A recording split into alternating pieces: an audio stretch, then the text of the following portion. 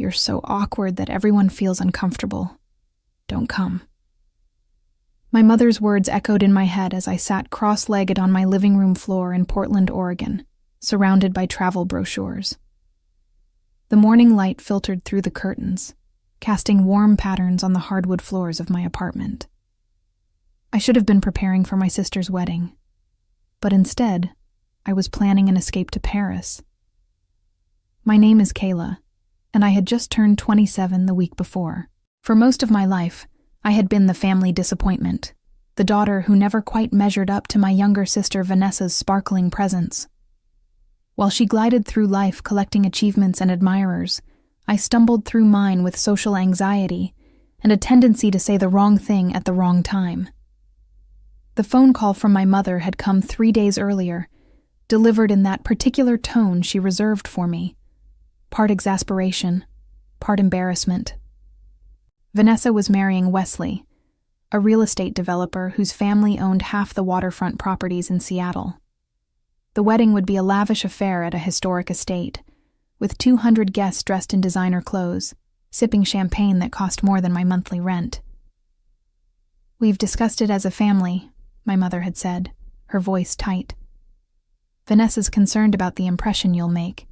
You know how you get at social events, Kayla. The stammering, the awkward silences.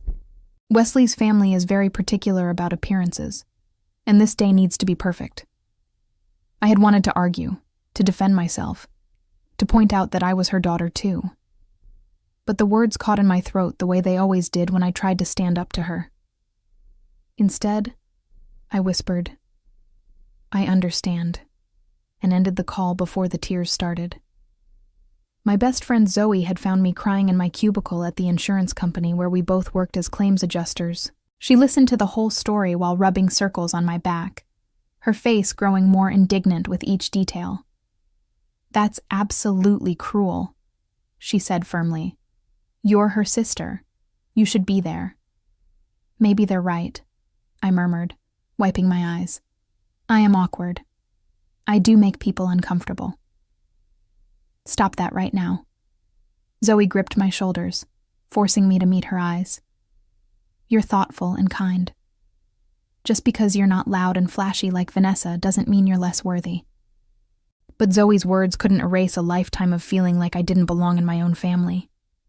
My father, a successful surgeon, had always been distant, more interested in his golf handicap than his daughters.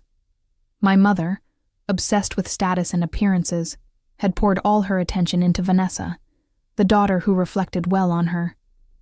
And Vanessa herself had learned early that pushing me aside earned her more spotlight. So instead of fighting for my place at a wedding where I wasn't wanted, I had made a different choice. I booked a flight to Paris, departing the morning of Vanessa's wedding. I would spend the day wandering through the Louvre, eating croissants at sidewalk cafes, and pretending I was someone else, someone confident and free. My phone buzzed with a text from my mother. "Vanessa wants to make sure you're not planning to show up uninvited. Please confirm." I typed back, "I'll be out of the country. Have a beautiful day." There was no response. No attempt to convince me otherwise.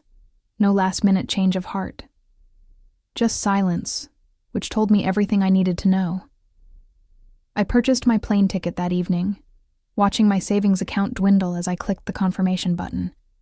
It was impulsive and expensive, but the idea of being an ocean away when my sister married into wealth and status felt necessary for my survival. I couldn't watch from the sidelines as my family celebrated without me, as they smiled for photos that would exclude me from their history. Zoe helped me plan the trip, her enthusiasm gradually lifting my spirits. We mapped out museums, restaurants, and parks. She insisted I buy a new dress, something beautiful that would make me feel special, even if I was alone. "You deserve to have your own celebration," she said as we shopped. "Who cares about some stuffy wedding? You'll be in Paris." The night before my flight, I packed carefully, folding the navy blue dress Zoe had helped me choose, adding the worn paperback of a novel I had been meaning to read. I included a small journal, thinking maybe I would document this trip, this act of choosing myself for once. As I zipped my suitcase closed, my phone lit up with a notification. It was an Instagram post from Vanessa, a photo of her and Wesley looking radiant, with a caption about their upcoming wedding and eternal love. The comments were flooded with heart emojis and congratulations. I scrolled through them, recognizing names of cousins, family friends, and distant relatives who would all be there to witness her perfect day. I closed the app quickly, my chest tight with an emotion I couldn't quite name. It wasn't jealousy exactly, though there was a trace of that. It was more like grief for the relationship we had never had, for the family that had never quite felt like mine. The morning of my departure arrived with clear skies and unseasonably warm weather. I caught an early train to the airport, my suitcase rolling beside me, my heart lighter than it had been in weeks. I was doing something for myself, something bold. But as I settled into my seat on the plane, watching Portland disappear below me, I couldn't shake a strange feeling of foreboding, as if I were missing something important that I couldn't yet see. The flight to Paris was long, but peaceful. I watched 3 movies I had been meaning to see, dozed fitfully against the window, and tried not to check the time constantly. Somewhere over the Atlantic Ocean, Vanessa would be walking down the aisle in a dress that probably cost more than my car. My mother would be crying tears of joy. My father would be standing proud, his successful daughter marrying into exactly the kind of family he approved of. And I was 30,000 feet in the air, running away. I arrived in Paris as the sun was rising, painting the city in shades of pink and gold. The taxi driver who brought me to my small hotel near the Latin Quarter spoke broken English and pointed out landmarks as we drove. The city was more beautiful than I had imagined, all elegant architecture and tree-lined boulevards. After checking in and taking a quick shower to wash away the travel fatigue, I changed into comfortable clothes and headed out.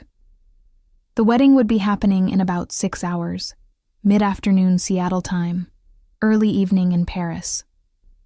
I planned to be deep in the Louvre by then, surrounded by art and tourists, too distracted to imagine what I was missing. The morning passed in a pleasant blur. I wandered through the Jardin du Luxembourg, watching children sail toy boats in the fountain. I stopped at a bakery where the woman behind the counter smiled warmly at my terrible French and gave me an extra macaron with my coffee. I walked along the Seine, taking photos of Notre Dame and the bridges, collecting moments to prove I was having a wonderful time. But underneath the surface pleasure, there was a hollow ache. I kept thinking about Vanessa, wondering if she had noticed my absence, if anyone had asked where I was. Probably not. My mother had likely told everyone I was sick or busy with work. It would be easier than admitting they had uninvited me. Growing up, Vanessa and I had been different from the start. She was born beautiful, with our mother's delicate features and thick, shiny hair. She was naturally charismatic, able to charm adults and make friends effortlessly. I, on the other hand, had inherited my father's height and plain features. I was clumsy at social gatherings, more comfortable with books than people. Our mother had made no secret of her favoritism. Vanessa got the best clothes, the bigger bedroom, the first choice of everything. When I tried to object, my mother would sigh and say, "Don't be difficult, Kayla. You know Vanessa has more opportunities. We're just being practical." The opportunities she referenced were modeling auditions, beauty pageants, and social events where Vanessa's looks could be displayed. I was expected to fade into the background, to be grateful for hand-me-downs and whatever attention was left over. My father, busy with his surgical practice, barely noticed the inequality. When I tried to talk to him about it once, he patted my head absently and said, "You're both my daughters. Now let me read my journal in peace." The only person who had ever made me feel valued was my grandmother on my father's side. She had lived with us during my childhood, and she saw how the family dynamics hurt me. She would take me on special outings, just the two of us, and tell me I was smart and interesting. "Don't let them make you small," she whispered to me once. "You have your own light, Kayla. Don't let anyone dim it. She died when I was 15, and I felt like I lost my only ally. After that, I retreated further into myself, counting down the days until I could leave home for college. When I finally did, moving into a dorm 3 hours away, I felt like I could breathe for the first time. But even distance didn't erase the patterns. Vanessa still got the praise, the attention, the love. I got obligation and disappointment. Family dinners became exercises in feeling invisible, as everyone celebrated Vanessa's latest accomplishment. When I graduated college with honors, my mother spent the dinner talking about Vanessa's new boyfriend. When I got my job at the insurance company, my father asked when I was planning to do something more impressive. Wesley had entered Vanessa's life 8 months ago. They met at a charity event, of course, where she was volunteering to look good, and he was networking. My mother had been thrilled. A wealthy man from a prominent family, exactly what she had been grooming Vanessa for. I had met Wesley only once, at a family dinner my mother insisted I attend.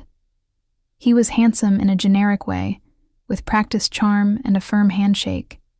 He barely acknowledged me, focusing all his attention on Vanessa and my parents.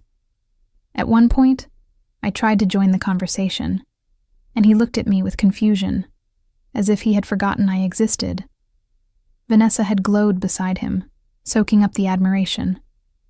When I left early, claiming a headache, no one tried to stop me. The engagement had happened quickly, followed by wedding planning that consumed my mother entirely. Every phone call was about flowers, venues, and guest lists. When I asked if I could help, my mother said, "We have it handled. You'd probably just stress Vanessa out." And now here I was, in Paris, because even my presence at the wedding was considered a liability. By early afternoon Paris time, I made my way to the Louvre. The museum was crowded with tourists, all of us shuffling through the grand halls, craning our necks to see the famous paintings.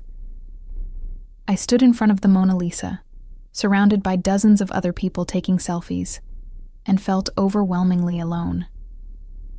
I pulled out my phone, intending to distract myself with something mindless. That's when I opened Instagram, curious despite myself about what I was missing. And that's when my entire world shifted. The first post I saw was from my cousin Jennifer, posted 20 minutes earlier. It was a video, shaky and obviously filmed on a phone in a hurry. The caption read, "OMG, you guys won't believe what just happened at Vanessa's wedding." My stomach dropped as I clicked on it. The video showed the wedding reception, the elegant ballroom filled with round tables draped in ivory linens. Crystal chandeliers sparkled overhead, and I could see the elaborate floral centerpieces my mother had spent months selecting. In the foreground, I could hear the buzz of confused, excited voices. Then the camera focused on the center of the room, where my mother stood facing Wesley. Her face was red, and even through the small phone screen, I could see she was upset. Wesley's face was contorted with anger, his posture aggressive. Vanessa stood to the side, her white dress brilliant against the chaos, her hands covering her mouth in horror. I turned up the volume, pressing the phone close to my ear to hear over the museum noise around me. "You think you can dictate to me?" Wesley's voice was sharp, cutting. "You're nobody. Your entire family is nobody. How dare you speak to me that way?" My mother shot back, her voice shrill. "After everything we've done to welcome you into this family." "Welcome me?" Wesley laughed, harsh and mocking. "You've been kissing up to me since day one because you know Vanessa's lucky I even looked at her. She's pretty. I'll give her that, but that's all she's got. And you, parading around here like you're somebody important because you managed to marry a doctor and raise a daughter who can smile on command." The crowd in the video had gone silent, all eyes on the confrontation. I could see guests pulling out their phones, recording from multiple angles. My mother's face had gone pale. "You need to apologize right now. This is my daughter's wedding day." "Your daughter?" Wesley stepped closer, his voice dripping with contempt. "Your daughter is a shallow, spoiled brat who's been raised to think her looks are enough. Well, let me tell you something about your perfect family. Wesley, please. Vanessa's voice cut in, desperate and thin. Shut up, Vanessa, he snapped without looking at her. I'm done pretending. What happened next seemed to occur in slow motion. My mother reached out, perhaps to grab Wesley's arm, perhaps just to gesture. He jerked back, and I actually gasped in the middle of the Louvre, drawing stares from nearby tourists. He spat directly in her face. The sound of shock rippled through the wedding guests in the video. My mother stood frozen, spittle dripping down her cheek, her expression one of absolute disbelief.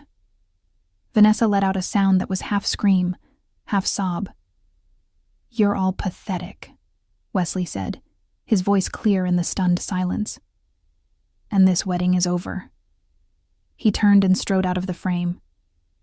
The video ended with my mother still standing motionless, guests rushing toward her with napkins, my father appearing from somewhere, his face purple with rage.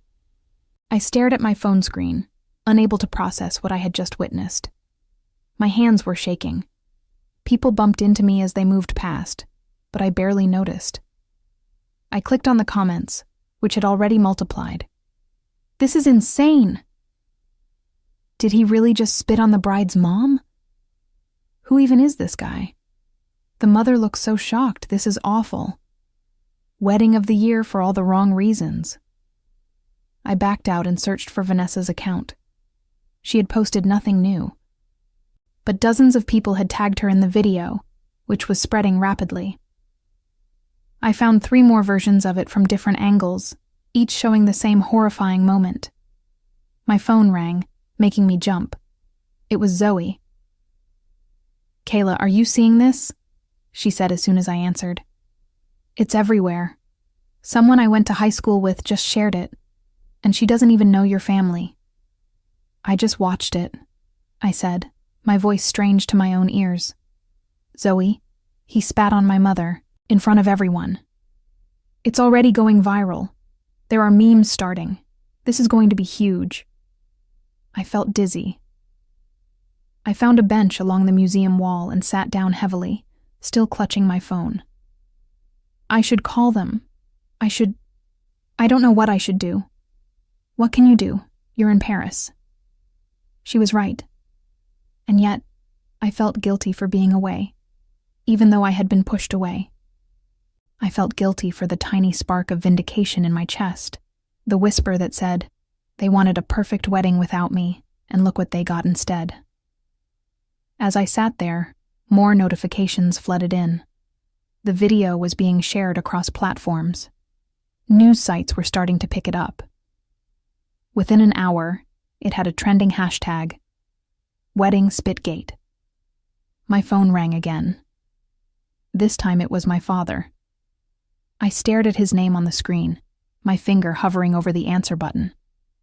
He had never called me just to talk, only when my mother made him, or when he needed something.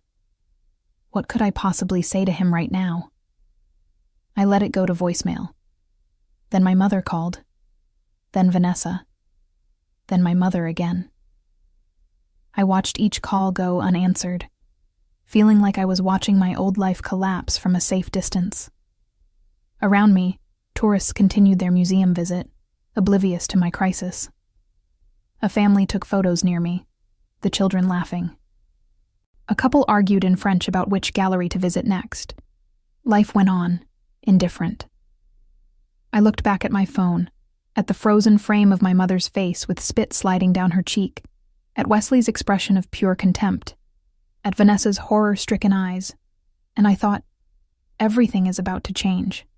I finally answered my mother's call on her 5th attempt. By then, I had left the Louvre and was sitting in a small cafe near my hotel, nursing a cup of coffee that had gone cold while I watched my phone light up repeatedly. Kayla. Her voice was raw, stripped of its usual composed superiority. Where are you?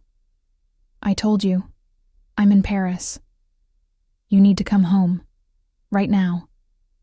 I stirred my coffee slowly, watching the spoon create small whirlpools. Why would I do that? Don't be difficult. The familiar edge crept back into her tone. Your sister needs you. This family needs you. Funny how that works, I said quietly. The family that didn't want me at the wedding suddenly needs me when things fall apart. This is not the time for your self-pity. Do you have any idea what we're dealing with? That video has been viewed millions of times. Millions, Kayla. Your father's practice is getting calls. Vanessa is hysterical. We're being harassed online. And where are you? Hiding in France like a coward. Something inside me snapped. A coward? You told me not to come. You said I was too awkward, too embarrassing. You said I would ruin Vanessa's perfect day. I never said that. Yes, you did. 3 days ago. You said everyone would be uncomfortable if I attended. There was a pause. When she spoke again, her voice had shifted to the manipulative sweetness she used when she wanted something. Kayla, honey, I think you misunderstood. I was just concerned about you feeling overwhelmed by such a large event. You know how anxious you get. Don't gaslight me. I know exactly what you said. Well, regardless of past conversations, we need you now. Vanessa is devastated. She's locked herself in her old bedroom and won't come out. Your father is barely holding it together. And Her voice cracked convincingly. I'm humiliated. That man spat on me in front of everyone I know. My friends, our family, business associates. Everyone saw. I should have felt sympathy. This was my mother, hurt and publicly humiliated, but all I felt was a strange numbness. What do you want me to do about it? Come home, talk to Vanessa, help us figure out how to handle this media nightmare. Show the world we're a united family. A united family, I repeated slowly. The family that excludes me until they need damage control. Kayla, please, I'm begging you. She had never begged me for anything in my life. The sound of it should have moved me, but instead, it felt hollow, performative. She didn't want me. She wanted a solution to her problem. I'll think about it, I said. I have to go. Kayla, wait. I ended the call and blocked all their numbers. Then I ordered a glass of wine even though it was barely 3 p.m. The waiter brought it with a sympathetic smile, as if he could sense my distress. For the next hour, I scrolled through the coverage of what was being called the wedding spit scandal. News outlets had picked it up. Entertainment websites were dissecting every moment. People were analyzing Wesley's words, my mother's reaction, Vanessa's horror. Some comments were sympathetic to my family. Others were brutal. The mother looked so arrogant, probably deserved it. Rich people problems lol. That poor bride, though, imagine your wedding becoming a meme. The groom is clearly unstable, but that family seems toxic too. Then I found something that made my blood run cold. A gossip website had done some digging into Wesley's background. According to their investigation, he had a history of volatile behavior. A previous girlfriend had filed a restraining order against him 2 years ago, claiming he had threatened her. He had been fired from his previous real estate firm for aggressive behavior toward colleagues. His family's wealth had apparently helped bury these incidents. My mother had been so dazzled by his money and status that she had never bothered to check who Vanessa was actually marrying. Or maybe she had known and didn't care, as long as Vanessa married rich. I took a screenshot of the article and stared at it. This information changed things. My sister, for all her shallow priorities and complicity in my exclusion, was tied to a man who might be dangerous. My phone buzzed with a call from an unknown number. Against my better judgment, I answered. Kayla? It was Vanessa, her voice thick with crying. She must have borrowed someone's phone. Please don't hang up. I didn't say anything. I know you hate me, she continued, words tumbling out in a rush. I know we treated you terribly. I know I should have stood up for you about the wedding. But please, please come home. I don't know what to do. Wesley texted me that he's coming back tonight and we need to talk, and I'm scared, Kayla. I'm really scared. Then don't see him. Stay at Mom and Dad's. You don't understand. He has a key to my apartment. He knows where everything is. He's been calling and texting nonstop, and the things he's saying. Her voice broke. I thought I knew him. He was always so charming, so perfect. But the things he said at the wedding, the way he looked at all of us like we were nothing. Did you know about his past? The restraining order? The job he lost? Silence. Then, what are you talking about? I sent her the article. I heard her sharp intake of breath as she read it. Oh my God, she whispered. Oh my God, Kayla, I had no idea. Mom and Dad did all the background stuff. They said he was perfect. They said his family was...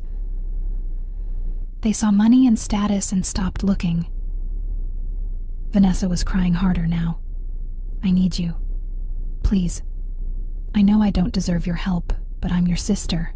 I'm scared of what he might do. I closed my eyes, wrestling with competing emotions. Part of me wanted to tell her to figure it out herself, to let her experience what it felt like to be abandoned by family. But another part, the part that remembered us as children before everything got complicated, couldn't ignore her fear. I'll see what I can do, I said finally. But Vanessa, I'm not coming back to play happy family and pretend everything is fine. If I come back, things are going to be different.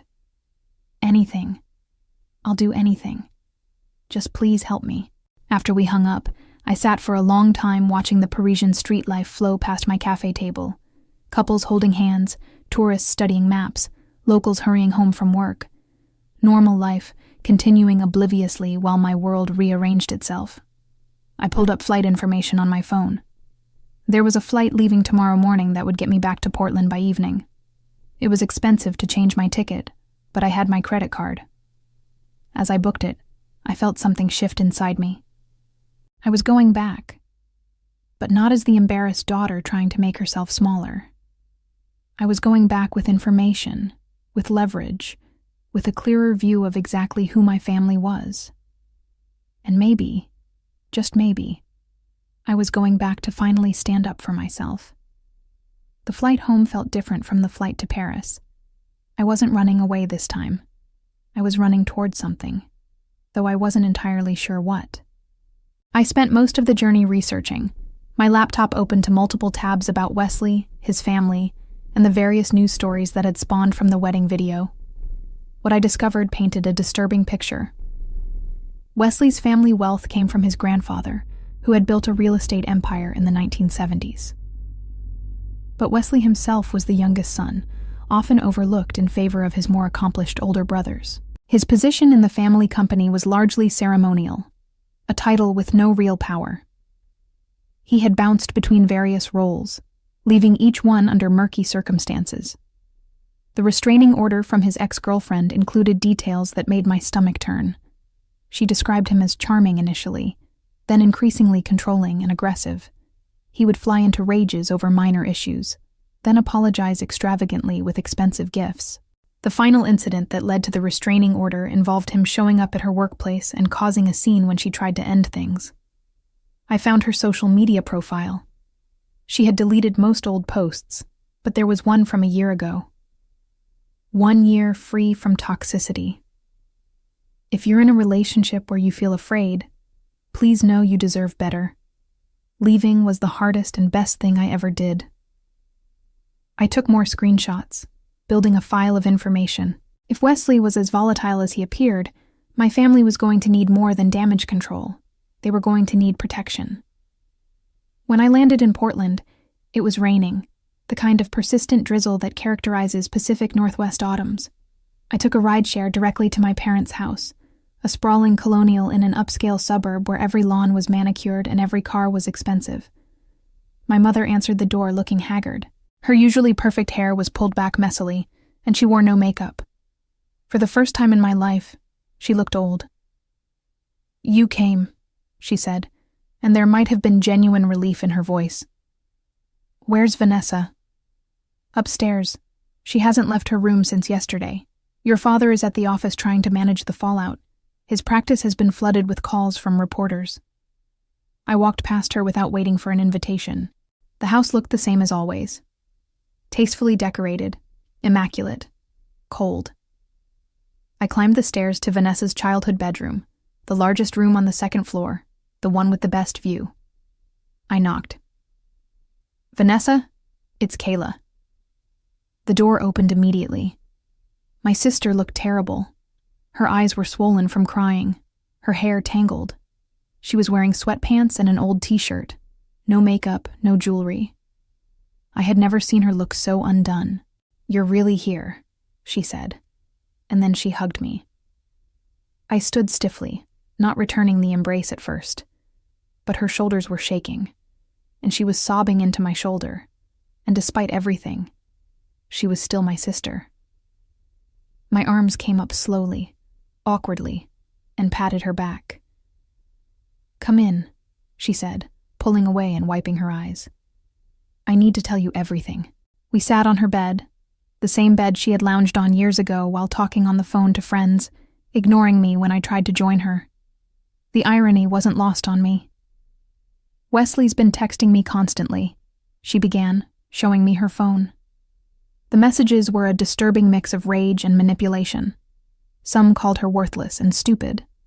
Others apologized profusely and begged for another chance. Some were threatening in vague, unsettling ways. "I'm coming over tonight whether you like it or not. We need to talk face to face. You're making this worse by ignoring me. I know where you are." "I love you so much, baby. I was just stressed. Your mom provoked me. Give me a chance to explain. You're going to regret treating me this way." I felt cold reading them. "Have you responded to any of these?" I told him to leave me alone. That made him angrier. "You need to go to the police, get a restraining order." "With what evidence? He hasn't actually threatened me directly. And his family, Kayla, his family is powerful. They have lawyers, connections. Mom and Dad are terrified of them suing us for defamation or something." Defamation? He's the one who spat on Mom in front of 200 witnesses. "I know. But his family is claiming he was provoked, that Mom said something offensive first. They're trying to spin this as him being the victim of our social climbing." I laughed bitterly. "That's rich. Mom has been social climbing since the day she married Dad." Vanessa looked at me with an expression I had never seen from her before. Honest acknowledgement. "I know. I've always known. But I thought that's just how life worked. You marry someone successful, you present the right image, and everything works out. That's what Mom taught me. And look where it got you." She flinched, but didn't argue. "I saw the articles you sent. About his ex-girlfriend, the restraining order. I can't believe I didn't know. I can't believe Mom and Dad didn't check.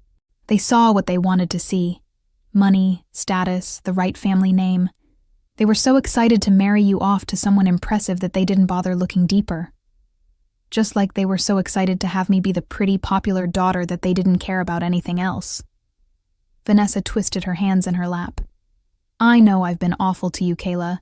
I know I went along with Mom treating you like you didn't matter. It was easier to be the favorite than to stand up for what was right." "Yes, it was easier," I agreed.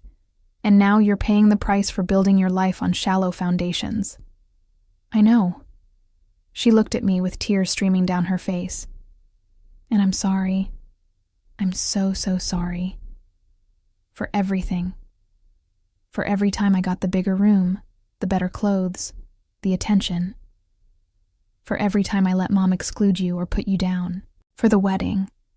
God, Kayla, I should never have agreed to you not being there. You're my sister." I wanted to say I forgive you. I wanted to hug her and tell her we would fix this together. But years of hurt don't evaporate with one apology, no matter how sincere. "I'm not here to absolve you," I said quietly. "I'm here because you're scared and you asked for help. But Vanessa, when this is over, we're going to have some serious conversations about our family and how we treat each other." "I know. I want that. I want to be better." Before I could respond, we heard shouting from downstairs. Male voices, one of them frighteningly familiar from the wedding video. Wesley had arrived. Vanessa grabbed my arm, her fingers digging in painfully. "He's not supposed to be here.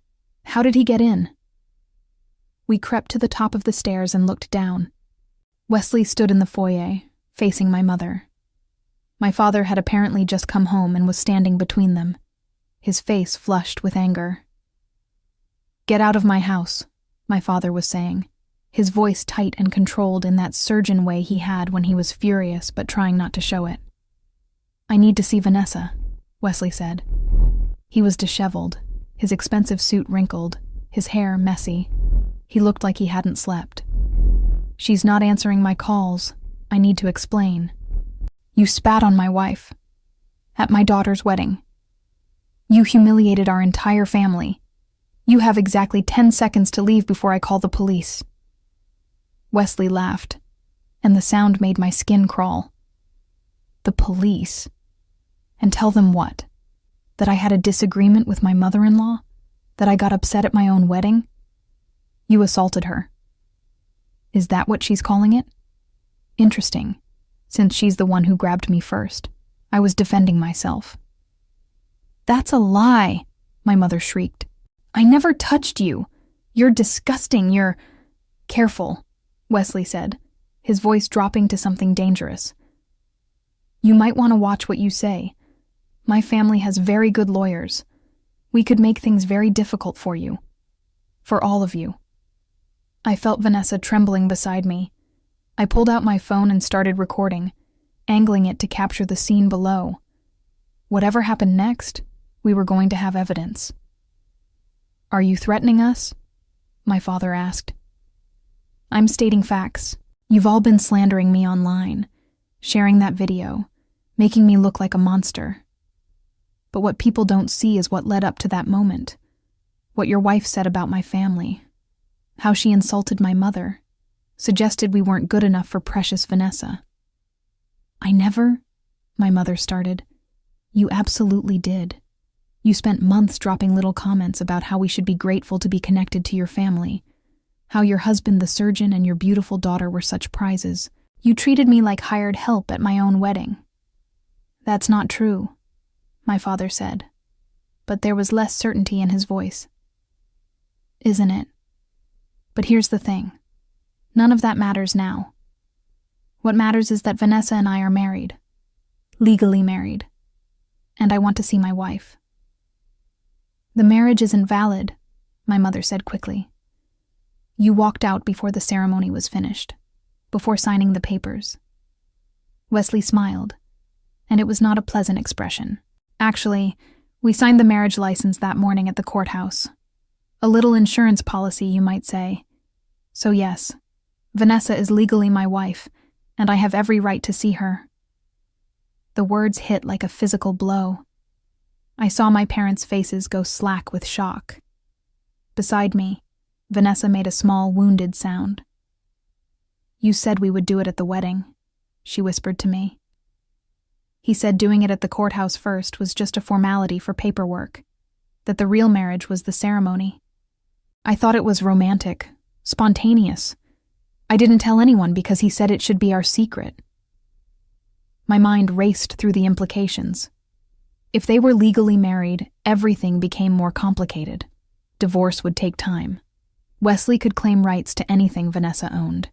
And in the meantime, he could make all their lives miserable. Unless an idea was forming, risky and possibly brilliant. But I needed more information first. I handed my phone to Vanessa, still recording, and whispered, "Keep filming. Don't let him see you." Then I walked downstairs. "Who the hell are you?" Wesley asked when he saw me. "I'm Kayla, the other daughter, the one who wasn't important enough to invite to the wedding." My parents stared at me like I had appeared out of thin air. My mother looked terrified, my father confused. "Kayla, go back upstairs," my father said. "No, I want to hear what Wesley has to say." I turned to him, keeping my voice calm and level. "You're right that my mother can be difficult. She absolutely cares too much about status and appearances. But spitting on her? That was quite a choice. She pushed me too far. By saying what, exactly? What did she say that justified that reaction? He hesitated, and I saw the lie forming. She insulted my mother. Your mother who wasn't at the wedding? Another hesitation. She insulted my family. Can you be specific? Because there are a dozen videos of that incident from different angles, and in all of them, the audio is pretty clear. She said, "After everything we've done to welcome you into this family, that's what set you off? You weren't there. You don't know what happened before the cameras started rolling." You're right, I wasn't there. Because my mother told me not to come. Because I'm awkward and embarrassing and would make everyone uncomfortable. I let that hang in the air. But here's what I do know. I know about Jessica, your ex-girlfriend, the restraining order. Wesley's face went very still. I know about the job you lost at Davidson Properties for threatening a coworker. I know about the drunk driving charge that your family's lawyers made disappear. I know that you're the disappointment of your family, the son who can't live up to his brothers, who was given a fake position to keep you busy and out of trouble. You don't know anything, he said, but his voice had lost its confidence. I know that you saw Vanessa as a prize, a beautiful, naive woman from a family desperate to marry her off to money. I know you love-bombed her, isolated her from her friends, and made her dependent on your approval. Classic abuser tactics. I love Vanessa. You love controlling her. There's a difference. I pulled out my phone and showed him the screenshots I had taken of his text messages to Vanessa. These don't read like love. They read like obsession and rage. He lunged toward me, and my father immediately stepped between us. Don't you dare touch her. Get out of my way. No, you're leaving. Now.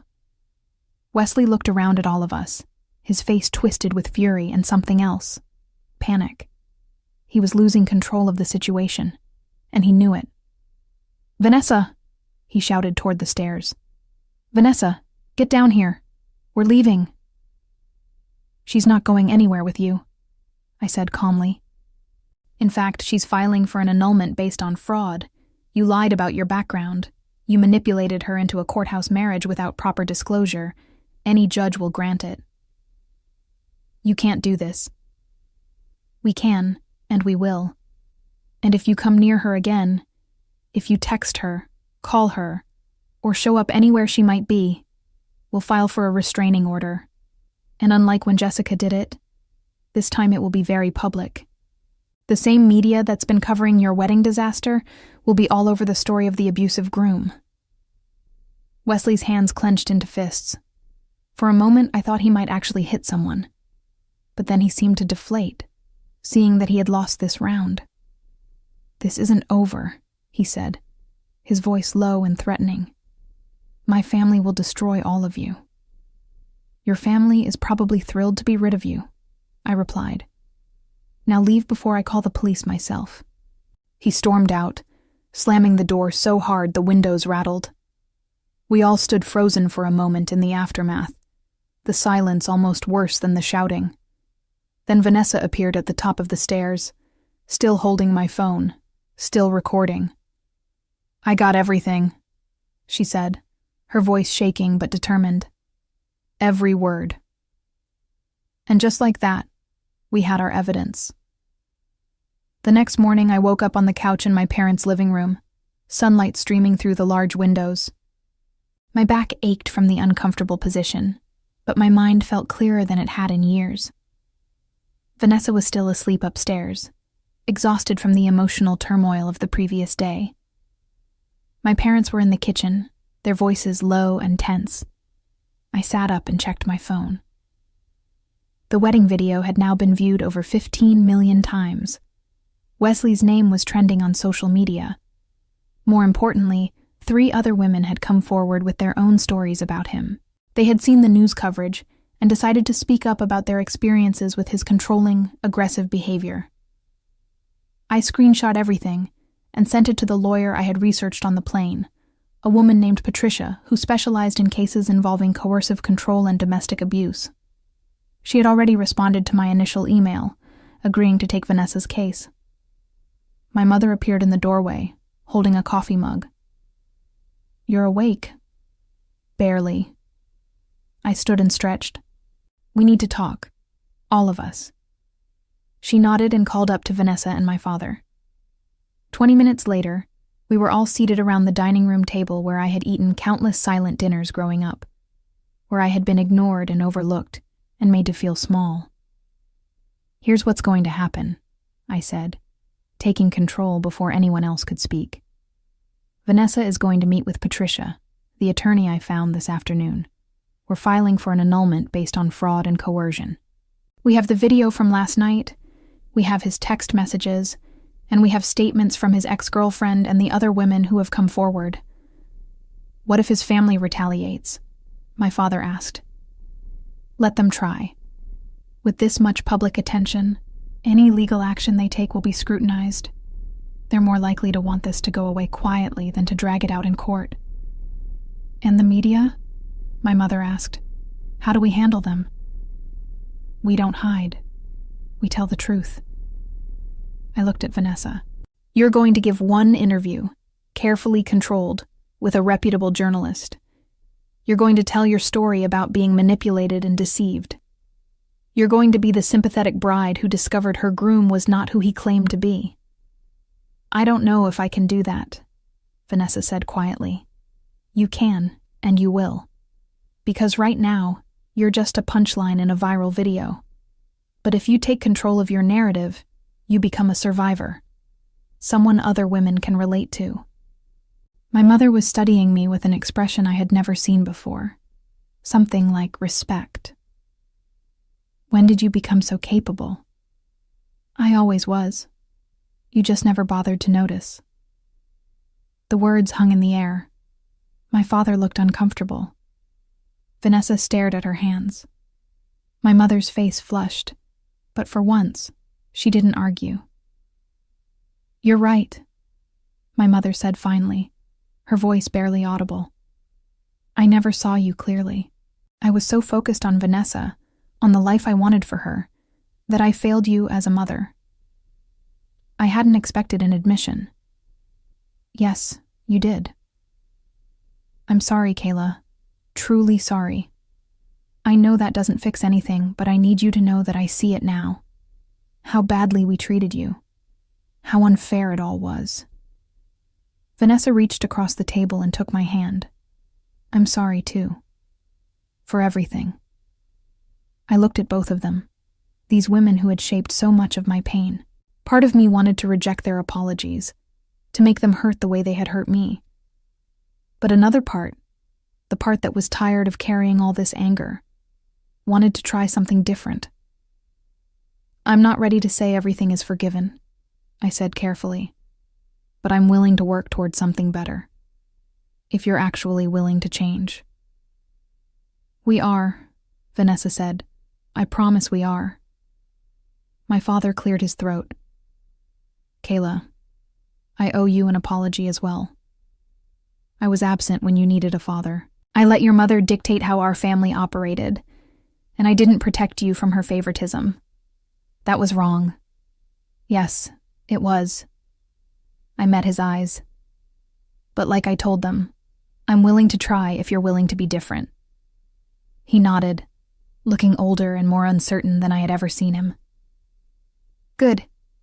Then let's get to work." I pulled out my laptop. "I've been up since 5 a.m. making a plan. Patricia can see Vanessa at 2 p.m. today. I've also reached out to Lauren, a journalist I trust who works for a major news outlet. She's interested in an exclusive interview with Vanessa, but we need to move fast before someone else gets the story." "How do you know all these people?" my mother asked. "I've been building my own life while you weren't paying attention. I have connections, skills, and capabilities you never bothered to ask about." Over the next several hours, we executed the plan. Vanessa met with Patricia, who immediately filed the annulment paperwork and began gathering evidence. I coached Vanessa on what to say in the interview, helping her find her voice while keeping the message clear and sympathetic. That evening, Lauren arrived at the house with a small camera crew. She was professional and kind, putting Vanessa at ease immediately. The interview lasted an hour, with Vanessa speaking honestly about how Wesley had manipulated her, how the courthouse marriage had been presented as romantic spontaneity rather than the control tactic it actually was, and how she was grateful the truth had come out before it was too late. "I want other women to know that abuse doesn't always look like what you think it does," Vanessa said to the camera, tears streaming down her face. "Sometimes it's charming and looks like love. Sometimes it comes from wealthy, respectable families. And sometimes you don't see it until something breaks the illusion." When it was over, Lauren thanked us and promised the piece would air within 48 hours. "This is going to be powerful," she said. "You're very brave." After she left, Vanessa collapsed on the couch, emotionally drained. I sat beside her, and she leaned her head on my shoulder.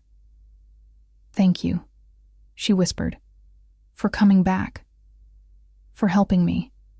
I don't deserve it." "Maybe not," I agreed. "But I'm not doing this for you alone. I'm doing it because it's the right thing to do. And because maybe, just maybe, we can become the sisters we should have been all along." She squeezed my hand, and for the first time in years, the gesture felt genuine. The interview aired 2 days later during prime time. I watched it with my family in the living room, all of us tense and silent. Vanessa came across as vulnerable but strong, sympathetic without being weak. The producers had done an excellent job editing, including the viral wedding video alongside Vanessa's testimony, then showing the text messages Wesley had sent and including interviews with 2 of the other women who had come forward. The response was immediate and overwhelming. Within an hour, Vanessa's social media was flooded with supportive messages. The hashtag from the wedding scandal shifted from mockery to support. Women shared their own stories of manipulation and abuse. The narrative had completely flipped, and then things got even better. Wesley's family released a statement through their publicist the next morning. It was carefully worded, clearly written by lawyers, but the message was clear. They were cutting ties with Wesley. They acknowledged that he had serious personal issues that they had hoped he would address, and that they supported Vanessa's decision to end the marriage. They were essentially throwing him under the bus to protect their own reputation. "They're protecting their empire," my father said, reading the statement on his phone. "They don't want to be associated with this disaster." "Which means they won't fight the annulment," Patricia confirmed when I called her. "I've already heard from their attorneys. They're willing to settle quickly and quietly. Wesley will get nothing from Vanessa, and they're prepared to ensure he doesn't contest it." "What about Wesley himself?" I asked. "He's gone silent, deleted all his social media. Apparently he's checked into some kind of wellness retreat in Arizona. His family basically paid to make him disappear for a while." I felt a surge of satisfaction. Wesley had tried to control and intimidate my sister, had humiliated my mother in public, had threatened my family. And now, he was the one hiding, disgraced and abandoned even by his own family. But there was still one more thing I needed to do. That afternoon, I drove to the local news station, where the wedding video had first gone viral. I had called ahead and arranged a meeting with the station manager, a woman named Helen, who had been surprisingly receptive to my pitch. "So you want to do a follow-up piece," she said, leaning back in her office chair. "About you, the sister who wasn't invited. Not just about me. About how families can be toxic, how favoritism damages relationships, and how sometimes the person everyone overlooks is the one who ends up saving everyone else." Helen smiled. "I like it. It's a great angle. The forgotten daughter who comes back to rescue her family. Very compelling." And it's true. I pulled out my phone and showed her the text message from my mother, the one telling me not to come to the wedding because I was too awkward. "I have documentation of everything. I can show how this family operated, how I was treated, and how I chose to help them anyway." Why are you doing this? If they treated you so badly, why expose yourself this way? Because I'm done being invisible. I'm done letting other people write my story. And because maybe, just maybe, some other woman who feels invisible in her family will see this and realize she has value too. Helen studied me for a long moment. You know this will make your family look bad. Your mother especially. They made themselves look bad. I'm just telling the truth about it. And honestly, they've agreed to this. They know they need to own their mistakes. Which was true. I had discussed this with my parents and Vanessa the night before. My mother had been resistant at first, worried about her reputation, but my father had surprised us all. Let her do it, he had said firmly. We deserve to be held accountable, and Kayla deserves to be seen. So here I was, agreeing to an interview that would air in 3 days, right after another update on Vanessa's story. The forgotten daughter and the golden child, both telling their truths. The interview itself was cathartic. I spoke honestly about growing up in Vanessa's shadow, about the constant feeling of not being good enough, about being uninvited from the wedding. I showed the text messages. I explained how I had gone to Paris to escape, only to watch my family's perfect day implode from an ocean away. But you came back, the interviewer said. Even after everything they put you through, you came back to help. I came back because my sister was scared and asked for my help, and because despite everything, they're still my family. But I came back on my terms this time, not as the forgettable daughter, but as a capable adult who deserves respect. And have things changed? They're changing.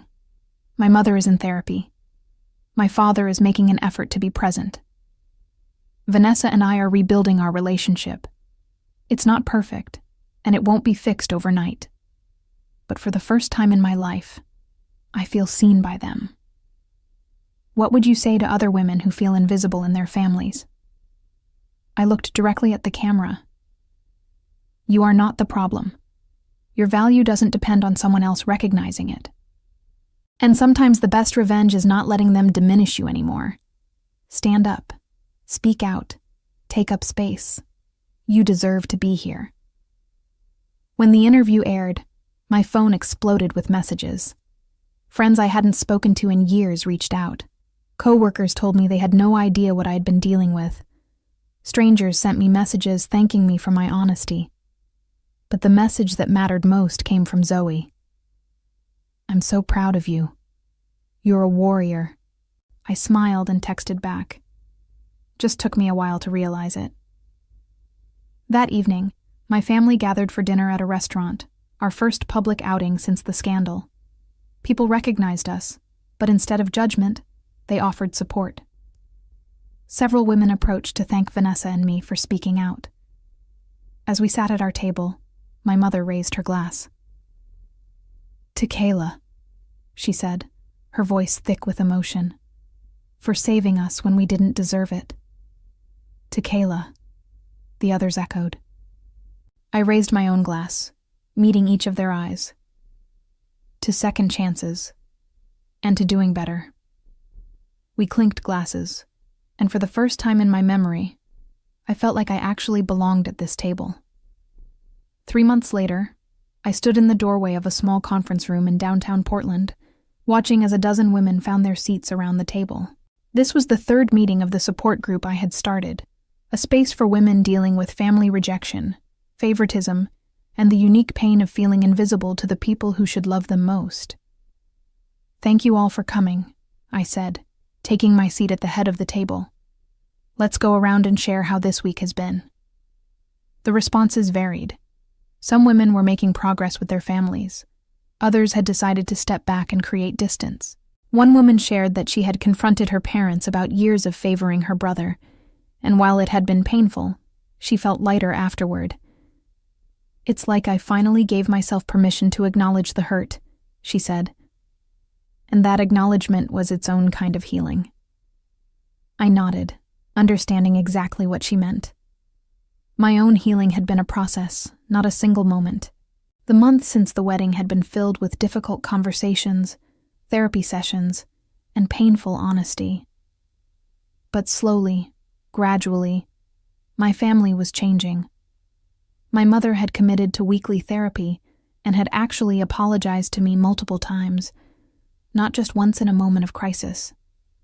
She was learning to examine her own behaviors, to understand how her obsession with status and appearances had damaged her daughters. It wasn't perfect, but it was progress. My father had started having weekly coffee dates with me, just the two of us, where he actually asked about my life and listened to my answers. He was awkward at first, unused to genuine connection with me, but he was trying. That effort mattered. Vanessa and I were rebuilding our relationship slowly. She had started therapy too, working through her own complicity in the family dynamics and her pattern of defining herself through male attention. We talked on the phone several times a week now, real conversations about real things, not the superficial exchanges we had before. The annulment had been finalized without any contest from Wesley or his family. Vanessa had moved into her own apartment, a modest place she could afford on her own, and was going back to school to finish the degree she had abandoned when she started focusing on finding a wealthy husband. I spent so much time trying to be what Mom wanted that I forgot to figure out what I wanted, she told me during one of our phone calls. I'm 25 years old, and I'm just now asking myself what I actually enjoy doing. Better late than never, I said. As for Wesley, he had quietly settled into obscurity. The wellness retreat had turned into a longer stay, and rumors suggested his family had essentially paid him to stay away and keep a low profile. His social media remained deleted. The few people who claimed to have seen him said he looked diminished, broken even. I didn't waste energy feeling sorry for him. He had made his choices, and now he was living with the consequences. My energy was better spent on building something positive. The support group had grown from my initial idea into something real and meaningful. We met twice a month, and women kept finding us through word of mouth and social media. Some came to a few meetings and moved on. Others became regulars, forming friendships and supporting each other through their family struggles. I had also started speaking at events, sharing my story at conferences about family dynamics and women's empowerment. The awkward, anxious woman who had been told she would embarrass her family was now standing on stages, speaking to hundreds of people and being applauded for it. The irony was not lost on me. After the support group meeting ended, I drove to my parents' house for our now regular Sunday dinner. These gatherings were different from the tense, silent meals of my childhood. Now we actually talked, laughed sometimes, and dealt with conflicts directly instead of letting them fester. "How was the meeting?" Vanessa asked when I arrived. She had come straight from her shift at the bookstore where she was working part-time while going to school. "Good. We had 2 new women join today. That's wonderful." My mother was setting the table, and she looked at me with genuine pride. "You've built something really special, Kayla." "Thanks, Mom." We sat down to dinner, and my father asked about my work at the insurance company. I told them about a promotion I had been offered, a management position that would give me more responsibility and a significant raise. "I'm proud of you, kiddo," my father said. "You've handled everything this year with remarkable grace and strength." "I learned that I'm stronger than I thought," I replied. "Turns out being underestimated your whole life teaches you resilience." My mother flinched slightly at the comment, but she didn't deflect or make excuses. "We gave you every reason to walk away from us completely," she said. "The fact that you didn't, that you gave us a chance to do better, is more than we deserved." "You're right," I agreed. "But people are more than their worst moments. We're all trying to be better. That's what matters now." After dinner, Vanessa and I sat on the back porch, drinking tea and watching the sunset paint the sky in shades of orange and pink. We were quiet for a while, comfortable in each other's presence, in a way we had never been before. "Do you think you'll ever fully forgive us?" Vanessa asked softly. I considered the question. I think forgiveness is a process, not a destination. I'm working on it, Some days are easier than others. That's fair. She paused. I'm working on forgiving myself, too, for being so shallow, so complicit in how you were treated. We were both products of how we were raised. You were rewarded for certain behaviors, and I was punished for being myself. We're both unlearning those patterns now. When did you get so wise? I laughed. When I was sitting alone in Paris, watching my family's perfect day fall apart, and realized I had a choice. I could stay bitter and let the pain define me, or I could use it to become someone stronger. I chose the second option. I'm glad you did. I'm glad you came back. Me too. We sat in companionable silence as the stars began to appear. My phone buzzed with a message from Zoe, asking if I wanted to grab brunch next weekend. I smiled and replied yes, grateful for the friend who had been there for me when my family wasn't. As I drove home later that night, I thought about the journey I had been on. From the forgotten daughter to the woman who saved her family from their own mistakes. From invisible to undeniable. From running away to standing my ground. The wedding that I wasn't invited to had become the catalyst for everything that came after. The viral video, the public humiliation, the exposure of Wesley's true nature.